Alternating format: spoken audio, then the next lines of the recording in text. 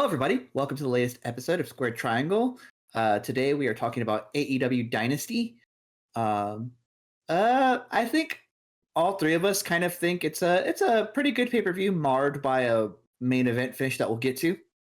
Yeah, definitely. Nothing on this card kind of felt like it didn't belong. I think the lowest point was the Jericho match, but even that had its fun. And I don't think any match on this card was actually bad.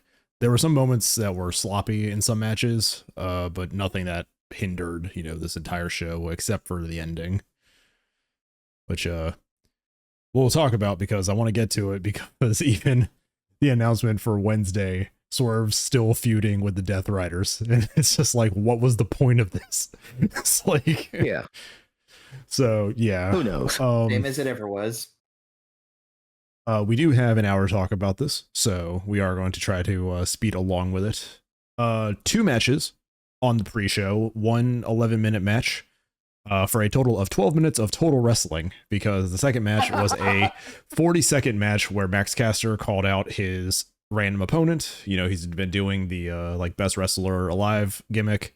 Anthony Bowens comes back, full solo act gimmick now, and beats Max Caster in about 40 seconds. Really hope we see like a continued push for Anthony Bowens. I love Bowens. I think having him outside of this tag team is definitely going to help build him to one of the new stars of this company. I want to find out what it means that he's the 5-tool player. I want to find out what that means as he's wrestling, because that's what he came out as the 5-tool player. Yeah. And the pride of professional wrestling. Yeah. That's cute. I do like that. I like that gimmick. I mean, he has the goal. He wants to be AEW's first, openly gay champion, which I fully agree with. Like, we should get him a title in time. Like, TNT, international, whatever they want to do, just get gold on him. He's great.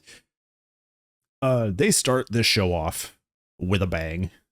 This is a great opening match. It's one of the Owen Hart Foundation tournament matches. It is Will Ospreay versus Kevin Knight, and I think you said it in the Discord, Deca. Kevin Knight is going to be one of those sleeper signings that's just going to get better and better. You guys, know how I was glazing Konosuke Takeshita for like 2 years before he became like the international champion and moved on? That's what's going to happen here. This man moved like butter the entire match. Yeah, we were talking about it while watching the show. He is from New Japan also. He recently just left. So he probably has a lot of history with Will Ospreay. I haven't seen any of his matches personally. But this match felt like a showcase. He's going to be in the Best of Super Juniors. Yeah, this was just a showcase match for Kevin Knight. They're like, here's our new guy. We're going to put him against Will Ospreay, and they're going to tear the fucking house down. Like either that, or I think Will Ospreay just kind of knows who to choose for his opponents. Because I know he probably sees the upside in Kevin Knight and the potential in him. It's both. One thing I really liked about this match, and specifically picking Kevin Knight, who just signed last Wednesday. Yeah, or I think it's been 2 weeks since he had a tag team match with Ospreay too. So, well, the remarkable thing about it is that they signed him. He is in the show, and he's already on a pay-per-view. Yeah, in 2 weeks? That turnaround is insane. Yeah, that's not something that happens in other companies. It just goes to show you that the company does have faith in him. Yeah, he definitely does. He probably also has a lot of backing from former New Japan wrestlers, and I mean, he's gone out there and he's proved it. Like, he can be a star on this show. I think, there is a whole segment in this. He gets hit with the Styles Clash, and there's a 2 count. He then gets hit with the Oz Cutter. We think it's over. It's another 2 count. And there was a point in this match where the crowd was on their feet for this match, which is insane. And then it's finally the Hidden Blade to put out Kevin Knight. Will Ospreay moves on in the tournament, but goddamn, Kevin Knight's stock skyrocketed after this match. Immediately skyrocketed. At least with me. I can't speak for anybody else who's going to see him, but at least with me, that man is a superstar that's only going up. Absolutely. Like, if he can keep healthy, he's got a bright future. Yeah. I haven't heard anything about injuries from this. There were moments in the show where we're like, oh, fuck, somebody got hurt on a spot here, especially during the triple threat match, which we'll get to. But I haven't seen anything come out about an injury, so thank God they're just really good at selling. So yeah, this was a great opening match, and then it goes to a really fun tag team match. I think when we watched the Hurt Syndicate versus Outrunners, we were like, okay, we know the ending of this. I kind of want the Outrunners to win, but we know how this is going to go, and it wasn't an overly long match. I was not expecting Bobby Lashley and Shelton Benjamin to be so generous to sell this hard for Big Bill, and it was great to see. Like, they're building Big Bill up to be like a monster heel in the company. That's that. I feel like that's that WWE rubbing off on them. It's like, oh, this guy has size. They gotta sell for him. Yeah.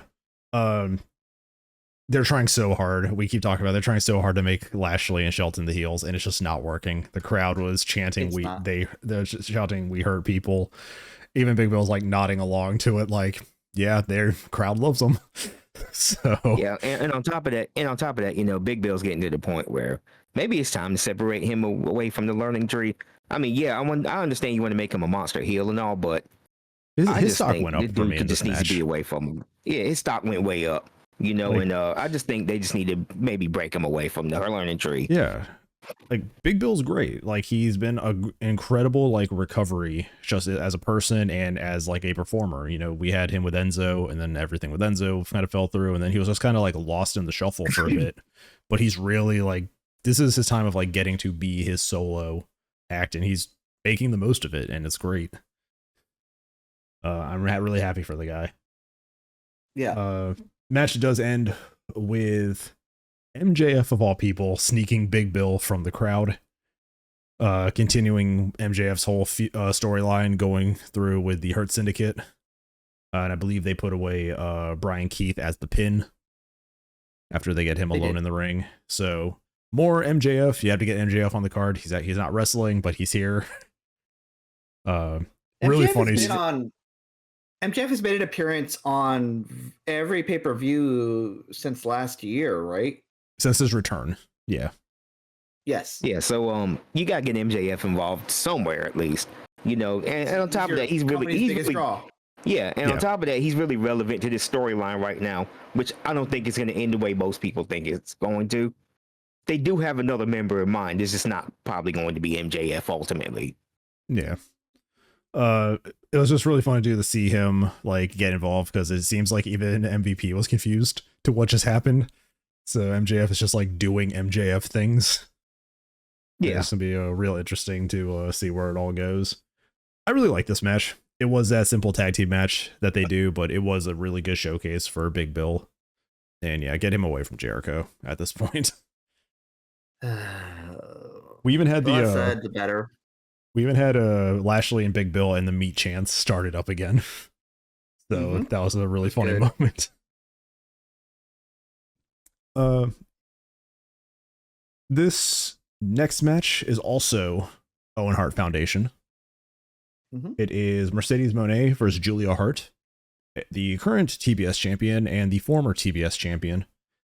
And this is what I was referring to when I said like there was some sloppiness in a few of these matches. This match had a few like sloppy moments of miscommunication and stuff.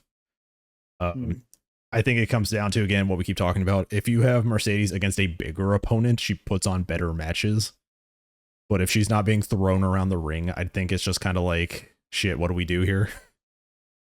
And Julia Hart came back. She's back looking great. Like, she's got muscle. Like, she's jacked now. Her back definition is insane. Yeah, and we were watch this, and like they're really good with each other, but like there were some moments here that were kind of sloppy. I would just try to pipe it up, the chiming or whatnot. I mean, timing. Yeah. There was a Mercedes like what the fuck am I talking about? There was Mercedes, I think, trying to do like the rope walk, and she slipped off, and then Julia was trying to do the crucifix driver, but she like had to get it like set up again before hitting it on Mercedes. There was a lot of I guess miscommunication. Just some miscues, yeah.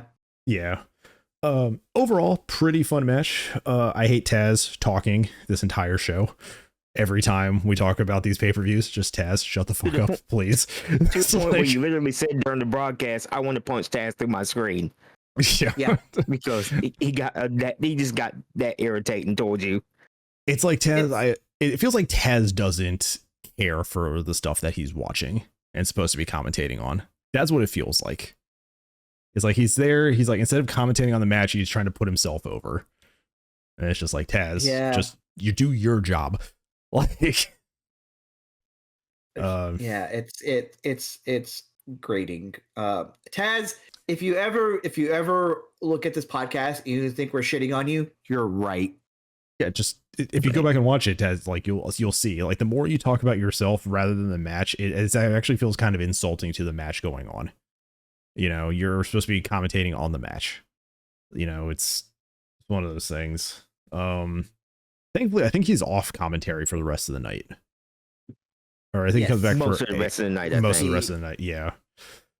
But like he's here for these first 3 matches, and then he's thankfully like gone. For most part, we get Nigel coming in for the next few. This is why Vince yelled in people's ears. It's because of Taz. Yeah. What I like the most about this match is that Mercedes did not beat Julia convincingly. Mm-hmm. Like she snuck the match.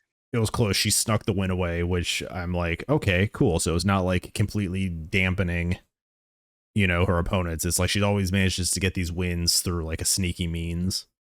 She hasn't been convincingly able to beat somebody in a long time. So I think that's just a really cool character thing that's been constant through her matches going forward here. Julia Hart, still great. You know, I kind of want her in some title picture, whether it be TBS or maybe the world title at some point. She's looking great. Like she's back. She has they have the new faction without Aleister Black or Malachi Black. And yeah, just fantastic. Still improving, and it's great. I thought this match was fine. I don't think the miscommunication took away enough from the match for me to be like, this match sucked. It was just, that's a miscue. Yeah, I mean, so far, like a lot of these matches have only been they've been anywhere between 10 to 14 minutes, and it's been a lot of wrestling for that. I mean, this match went for 13 minutes, and they did a lot in that time. So, yeah, I didn't think it was a bad match either. You know, those things kind of happen in wrestling where two people just have a complete miscommunication. But overall, I thought the match flow was nice. You know, I wouldn't have minded a little bit if Julia might have just went over a little bit. But, you know, that's neither here nor there. You know, they did this because the brackets definitely is leading us to Athena Mercedes.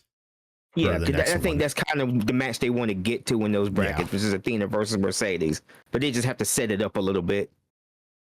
Yeah, so we're going to probably get Mercedes versus Athena, and then you have Athena, who's the longest reigning champion, and you have Mercedes, who's the belt collector, and I think it's going to be like, I think Athena's going to fucking kill her. It's like, and I'm here for it. Something I like about this, looking at the time now, none of these matches went above 20 minutes with the exception of like the 2 final matches. And I think that actually paced this card pretty well. Next up is a trios match. The trios match. We have Death Riders versus Rated FTR. Match was good. Swerve at the end was better. Like, real good. Yeah. Real good backstab at the end of this match.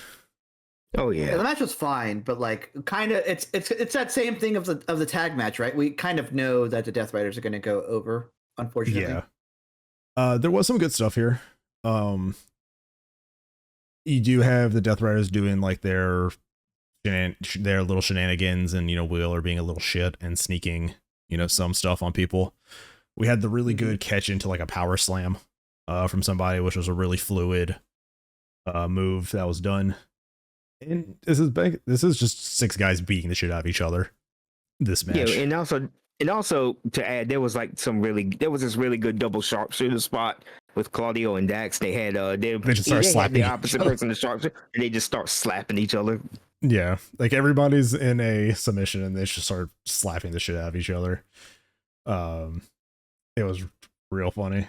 A lot of submission holds that get broken up like at the very last minute.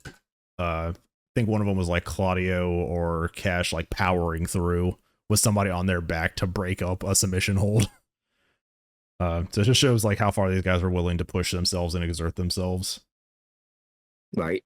And then where does this match end here? Edge, Dax and Edge are in the ring with Yuta. Yuta dodges out, causing Edge to hit Dax. He then hits the knee on Dax and picks up the win. Then, at the end of this match, you're like, okay, the turn has been hinted at by Dax the entire time. And that's what we expect. That's what we get. And then Cash joins in, fully ready to help his Shatter Machine. Then they hit him with the Shatter Machine and then a concerto where you hear on the camera Cash saying, "Allow me," before they concerto Edge. That's good. So a really good turn here. We were expecting one guy and then it's just like, okay, we're getting full heel FTR again. So yeah, and it's about time. You know, I think their face run was it ran a bit too long. This was overdue. We finally get to see heel FTR again one last time. If this is going to be, you know, the final couple years in their contract, they go out the way they came in, you know, probably the best heel tag team in pro wrestling. Yeah. I can't wait to see what we get from this. I really do. Yeah, and this Death Riders winning means that they're not completely out of the picture for the night, which they do make an appearance in the main event. Probably also setting up their new feud during that whole altercation as well. It's very interesting to see all that starting to happen. I like this match. It was a very fun trios match. The right team did win, all things considered. We got a heel turn out of it. And Edge, I don't know if he's just taking a break or if this is like, I guess maybe he's filming something. I don't know, but he seems like he'd be out of action for a little while. Concertos usually do that, yeah. Yeah. So it depends on just whatever he has going on. He might be taking a small break. Women's World Championship match. I wouldn't have minded Megan Bayne walking out champion. I wouldn't have minded, but also this match was really good. This match was real fucking good until this match was my match of the night until the last two matches, and then it's still really close. This match was very good. We have Megan Bayne showing up with Penelope Ford. Love Penelope Ford and Kip Sabian. Glad they're still on TV doing something. Mm-hmm. I've liked Kip Sabian and Penelope since the original days of AEW, so seeing them back after so long, because Kip was gone for like a year and a half for no reason. After COVID. Tony in Philly is straight up Rocky during her entrance. Luther is Mickey, which is another great thing. It is one of the two funny things that Luther does during this match. And yeah, so Tony coming out as Rocky, and then like Rocky, Tony's getting her shit kicked this entire match by Megan Bayne. Yeah. It's like, yes, he is. It is almost comedic. If we swapped opponents here, like if we swapped Megan Bayne for Mercedes Moné, if we swapped Megan Bayne for God, what was her name? What? Wow, I forgot. I'm blanking on the name already. Julia Hart. If we swapped those two as opponents, I think we would get two. I think this match would still be really good, but I think the Mercedes match would have been way better. Yeah, because Megan Bayne would have been throwing Mercedes around the fucking ring. Exactly. That was the point. She basically threw Tony Storm around the ring. You know, she is great, and with Camille kind of like gone, we needed another strong woman like this, and I'm glad Megan Bayne is here to replace that. Yes. So Yeah. See, here's the thing. This was pretty much a good showcase match for Megan Bayne. It was pretty much to get a good look at her as far as what they want to do with her in the future, as far as maybe being in the world title picture. yes. It wasn't time for her to win it yet, though. I mean, she had just got there. She's only been there a couple months. And we have they yet know to that kind of too. hear her cut a real promo. Yeah, they know that too because good. Yeah, she hasn't really cut a real promo on TV yet. I know we kind of maybe heard her voice in a video package, but we hadn't even got to that point yet. So right now, I think this is just like a good, dip in the water for her. I do think she'll be AEW World Champion eventually, just not yet. Probably not till we get to the, what I think is going to happen at All In with Toni Storm and her next opponent.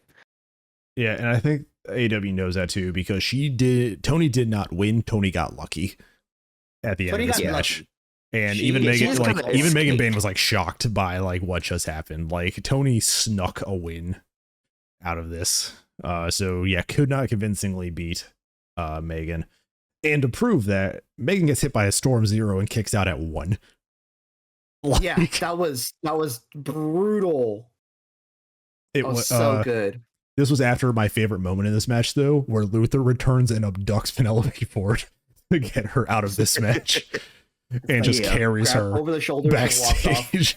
Yeah, Luther evening the odds, getting Penelope out of there, showing us a little bit of the old Luther again, which was really funny.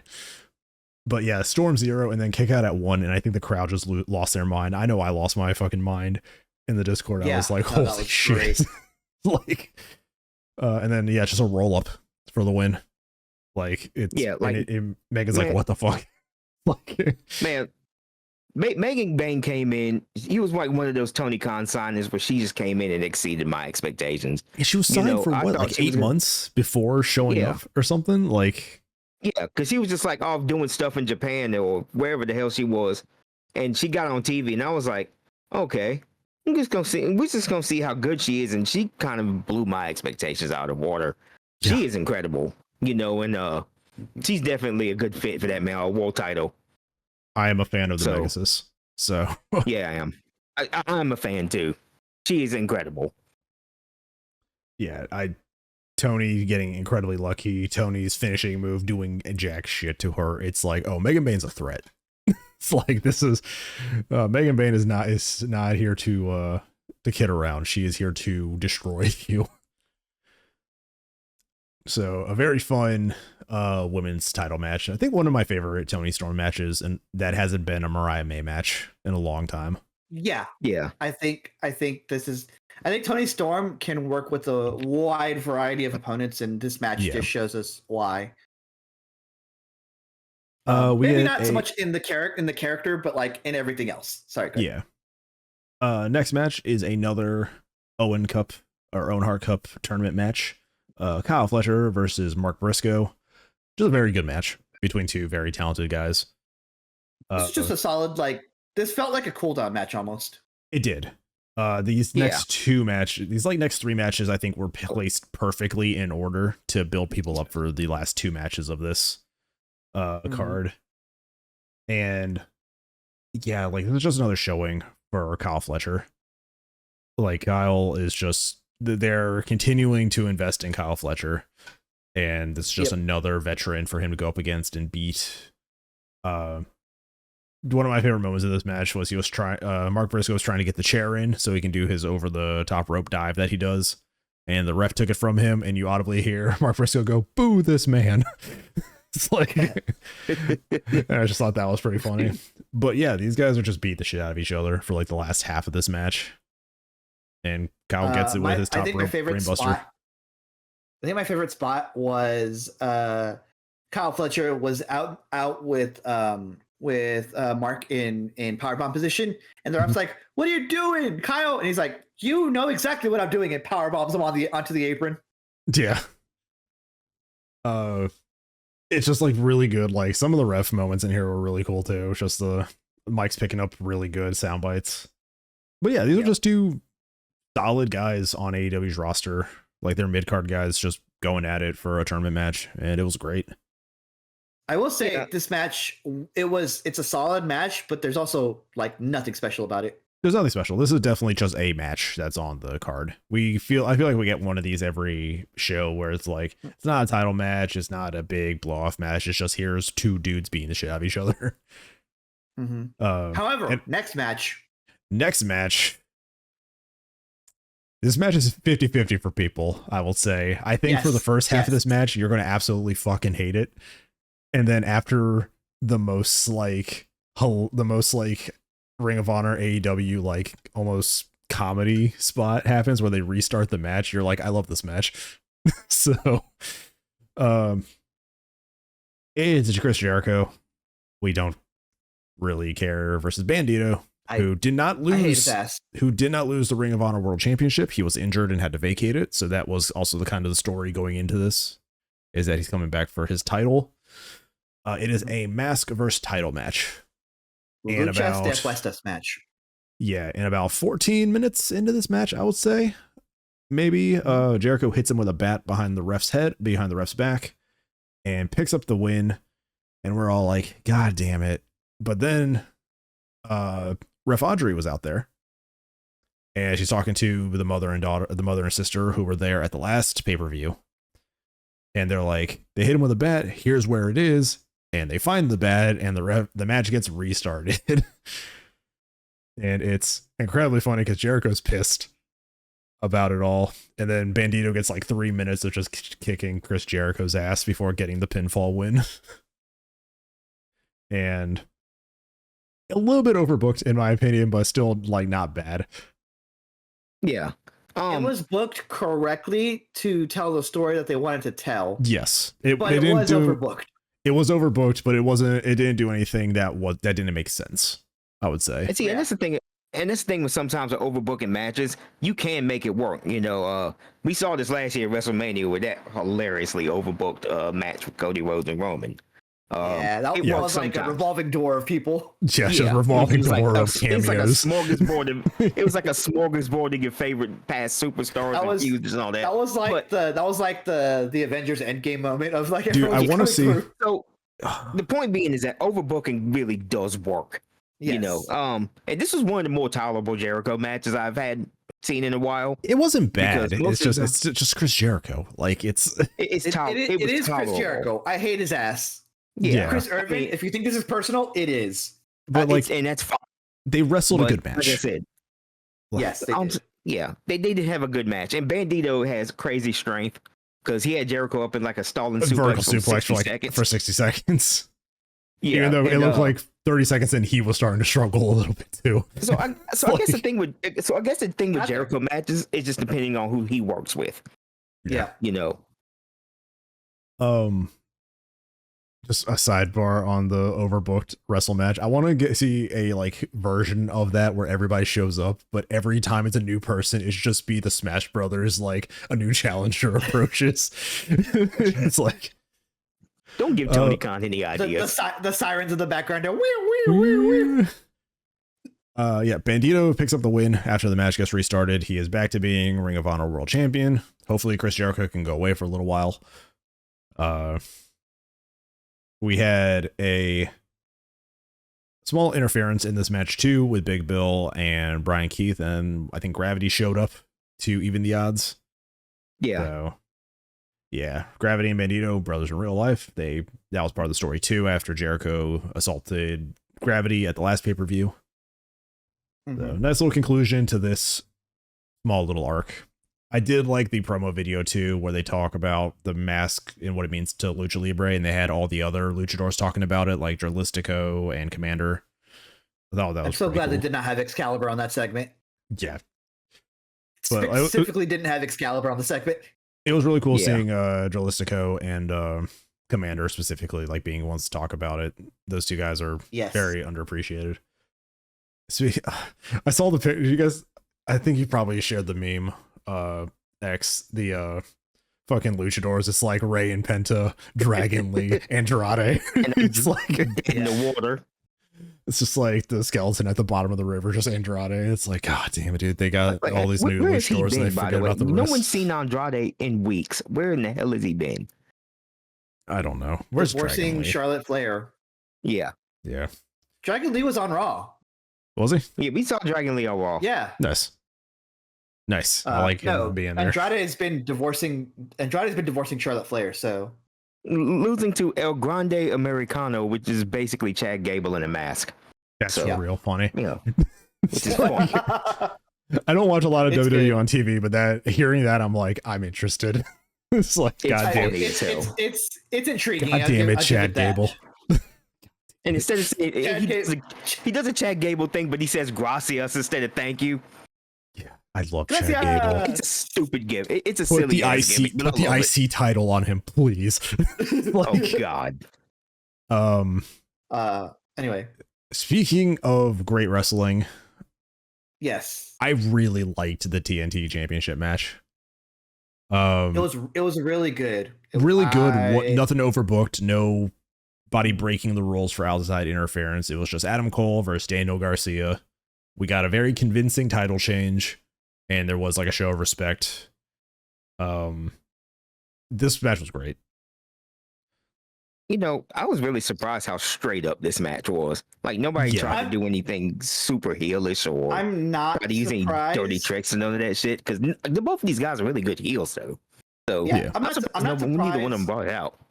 I'm not surprised, but it's only because like that was the rules that they set up prior to the match, and more than as good a heel they are, both of them will live up to their word of like no outside interference, gotcha.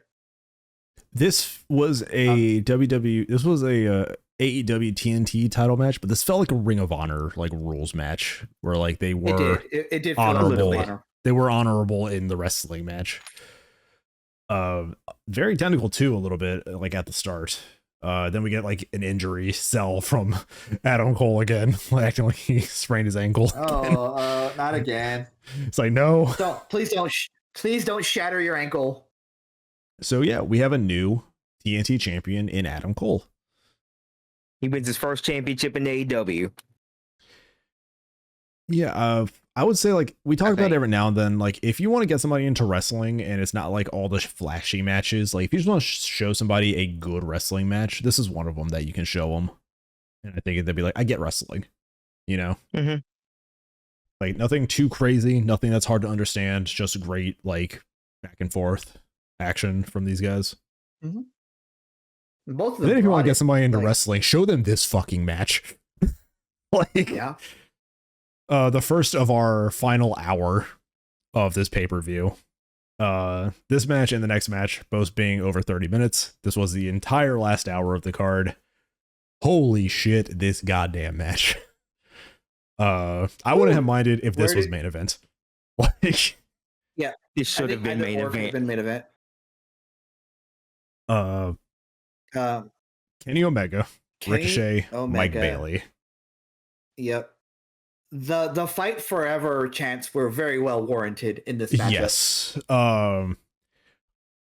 Where can we fucking start on how far these guys push their bodies? Fucking Mike Bailey landed on his goddamn knees on the apron during a missed move and sold that shit the rest of the match. I was like, Mike Bailey is insane for that, by the way, because that was just a loud thud, and there's no way to protect yourself against something like that. There was a large number of Ricochet's bald head being slapped by both of these guys. And then Kenny again proving chanting bald the whole time. Kenny proving he is constructed differently from us normal people. Like, there were times he didn't even get involved. He just let them go at it, and then when he showed up, he did some crazy shit, and it's like, man, you are missing part of your insides. Like, yep. Some of your insides have become outsides. Yeah, like again, he's testing the warranty on that fucking surgery, man. Again, Kenny is insane, or he's just like y'all said, he's just built different. That man's insane. Different. Also, there were like two spots in this match that were funny as hell. Okay, especially was it Ricochet shit talking on commentary and then gets knocked out by Mike Bailey? Yeah, because he took Tony's headset off, started shit talking, and right in mid sentence, Mike Bailey just kicks him dead in the face, and the headset just goes flying. Mike Bailey takes the headset and goes, "Oh, I'm sorry, guys." He did the most Canadian thing you could do. I like Mike Bailey, man. My favorite spot in this match, my favorite funny spot in this match was Ricochet tries to jump over the ropes, goes over, misses both opponents. Both of them look just like slap him on the top of the head. Yeah, like bald. Yeah, and then it was a Karate Kid reference with Ricochet. Yes, Ricochet right into the crane kick. He was right into it. Like, this boy just got straight Johnny Lawrence, and I was like, and the thing is, like, it wasn't just a thing. It was like, this was also after Mike Bailey like destroyed his own knees on the apron outside. Yeah. So like, he was already fighting with like acting like he was fighting with a bad leg, and he sold that a lot this match too. But yeah, Ricochet going right into the crane kick was really funny. A lot of cool shit in this match too, like Bailey's middle rope like moonsault to the outside. There were all the great triple threat pin attempts being broken up. Then we got like all the Snapdragon spots, which were really fucking good from Kenny, and then he did the double to both of them. Yeah, which was really cool. Then he did the back and forth like V triggers on everybody.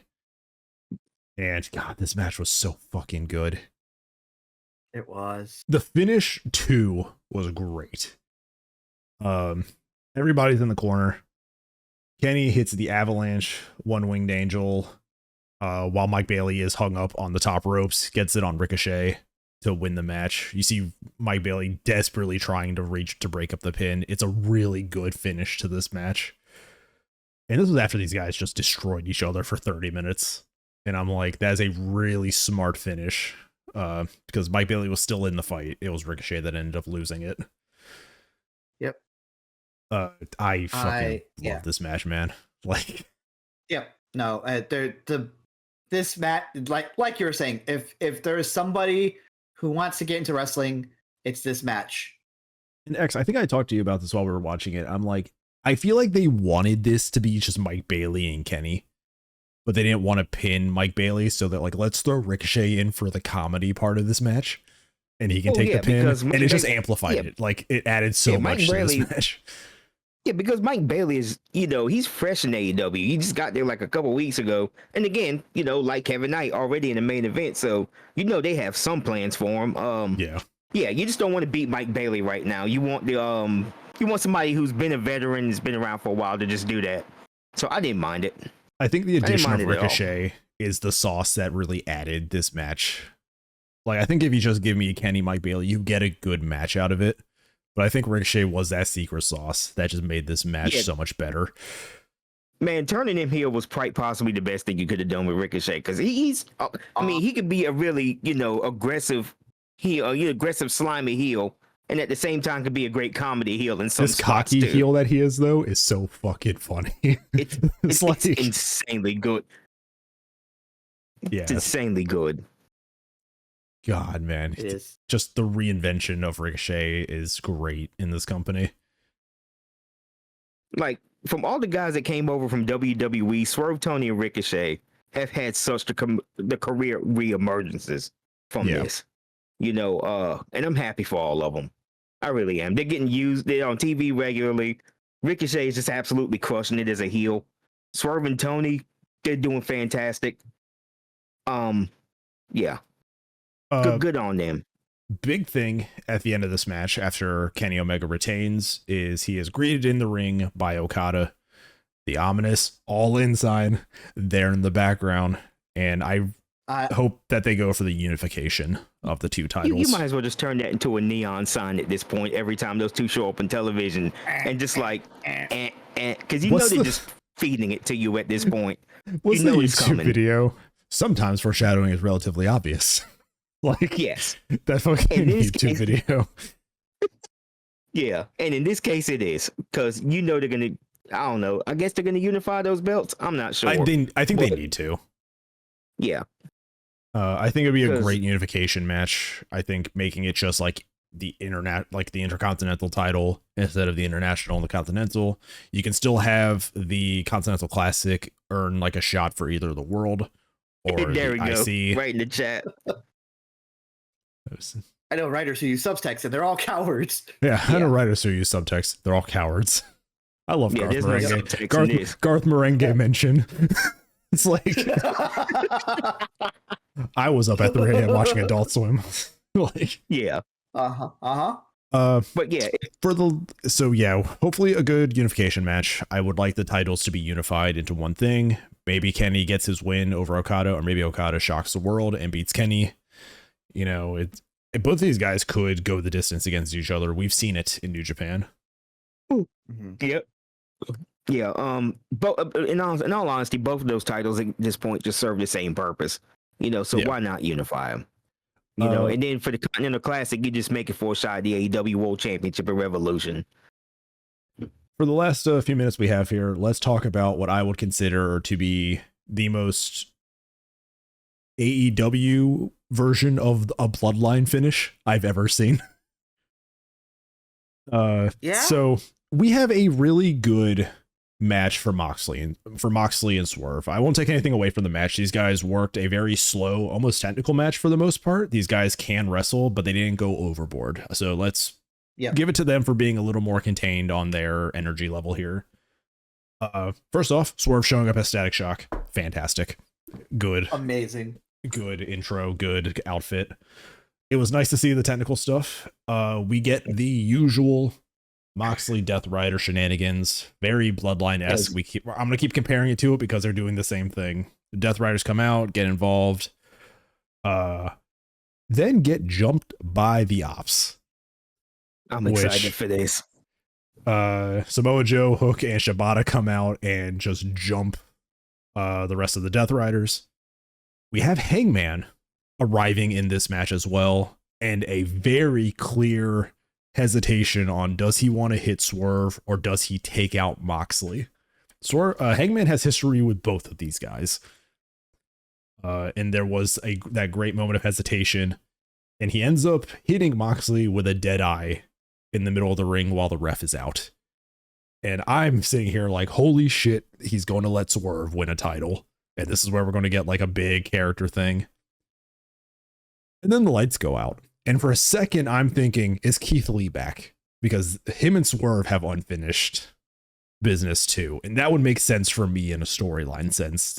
Keith Lee finally shows back up. The last time we saw him, he was stomped by the cinder block. So an injury angle for that long would make sense.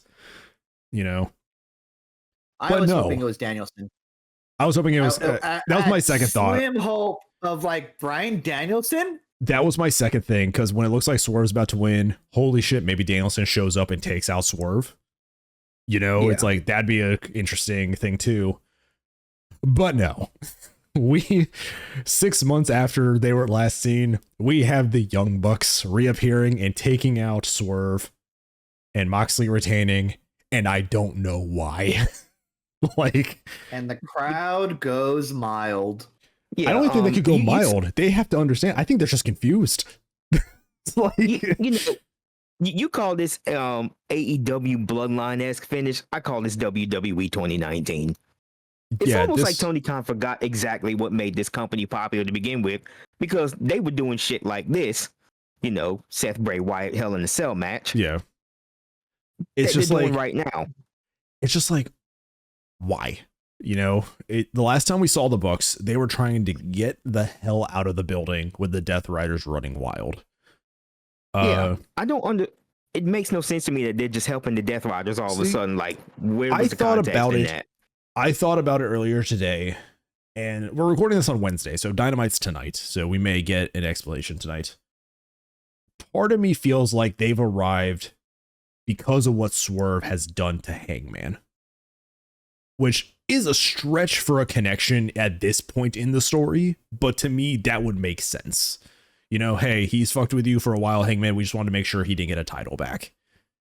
You know, very simple. It's like the fact that they're just there, and at this point in the Hangman storyline with Swerve, I'm like, could this be like, now Hangman's gonna be like, well, I kind of helped him, so why'd you guys fucking jump him? Like, it's a very weird... It's a very weird return time for these guys. If they had returned at like the third match for Hangman Swerve, or even if they had gone away before that and come back, I kind of get it, but like this part is just a weird return. It's been 6 months since we've seen these guys. And to me, it just felt really out of place on top of that. It did. It did. There's just no logic or reasoning behind the Bucks helping Mox and the Death Riders, knowing that the Death Riders took the company over from them. Yes, they took it away from them. That's the hardest thing I'm having to like wrap my brain around. And I'm like, have Hangman hit Moxley with the Deadeye, and then don't do the blackout, don't do the Bucks coming back. Have Hangman turn and also take out Swerve, and then Moxley can capitalize. So it's like, okay, so Hangman is kind of showing conflict, but he still hates Swerve. You know, it's like he's already there. Use him.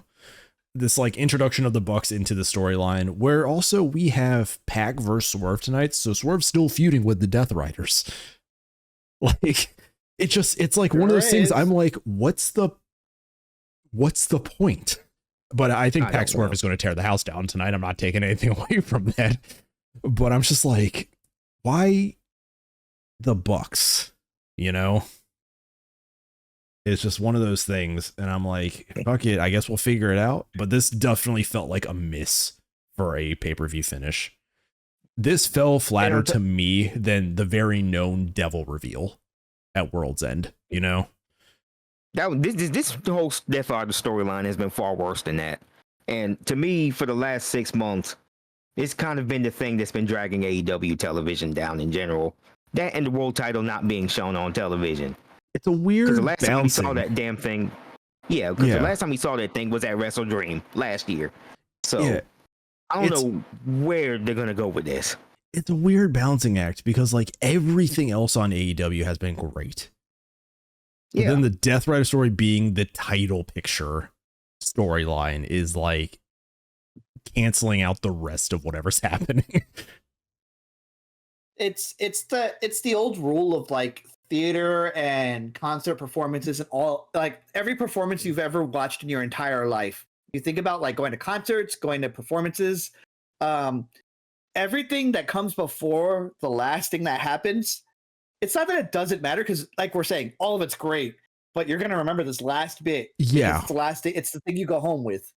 And on top of that, and to add to what Deck is saying, that's the reason why a lot. And it is a thing because I really do feel like AEW doesn't have that same kind of leverage they have with their fans the way WWE does. When if they do shit like this, you know, they'll still come back because their favorite guys on there.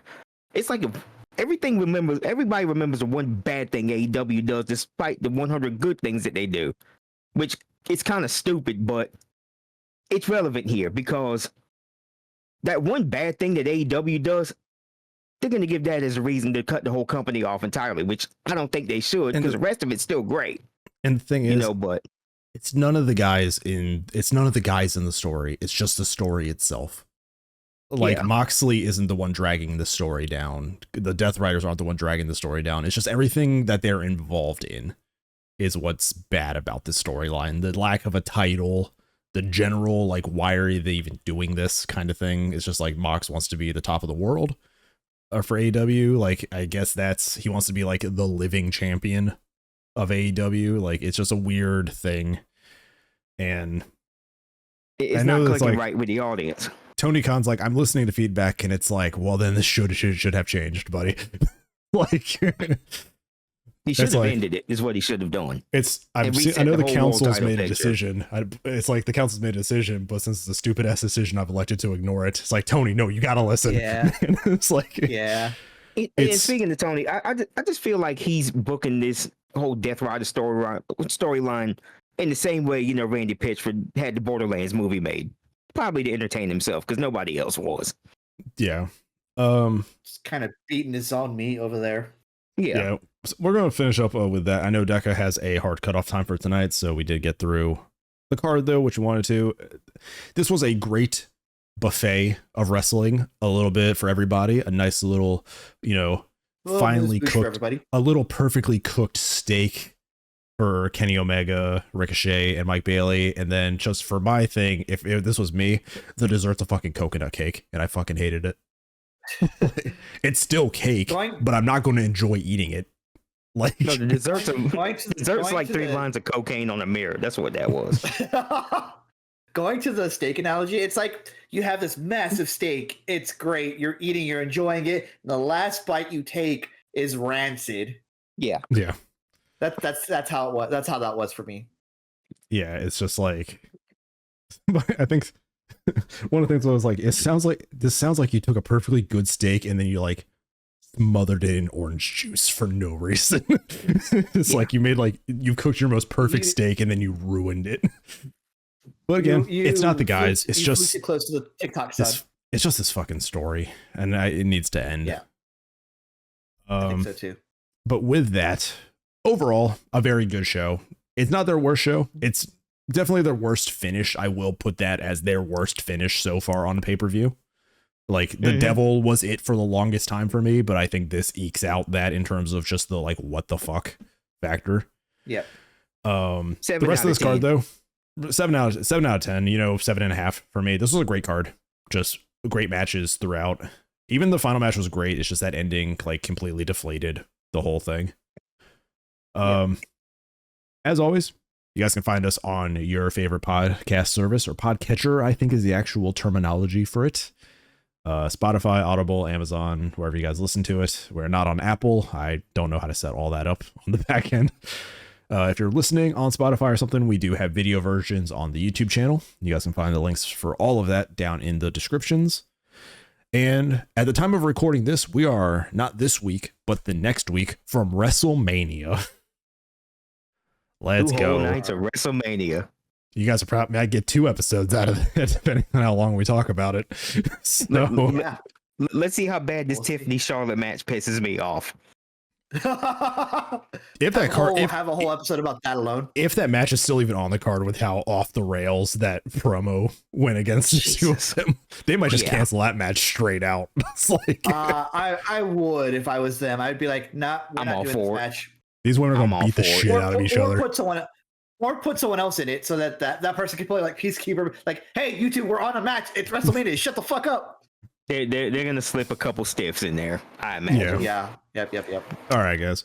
Well, it was fun talking about Dynasty. We will see you guys in 2 weeks. Fridays. 3 weeks. Not this Friday. 2 weeks. Yes, 2 weeks, because this goes up on Friday. See you in 2 weeks for WrestleMania. And then I think we have a month between the next one. So we'll check the schedules for that. Yep. But WrestleMania, big episodes for a big weekend. Woo. And yeah, you guys can follow us on everything. Subscribe to YouTube, subscribe to on Spotify or anything else you guys do. And we'll see you all later. Take care, everybody. Bye. Goodbye, everybody.